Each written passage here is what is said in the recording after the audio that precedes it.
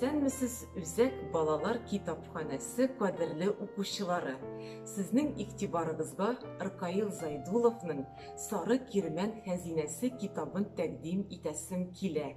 Угызлар ханлыгы белән караңгылык патшалыгы каршылыгы, бүреләр белән мәкерче аучы көрәше, җир астында байлык туплаган мәңге хан, хәйләкәр, мәкерле дию. Язучының хыял дөньясында туган гайри табигый вакыйгаларда яхшылык белән яманлык, игелек белән мәкер, әкият мәйданнарында гәүдәләнеп, көрәш мәйданына чыга.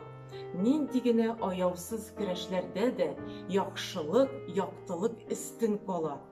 Язучы әлеге китабында үзенең укучыларын гаделлек хакына, батырлыкка өнди. Әкият пьесалар мәктәпләрдәге үзенчә сәнгать түгәрәкләренә тәкъдим ителә. Игътибарыгыз өчен рәхмәт. Киләсе очрашуларга кадәр.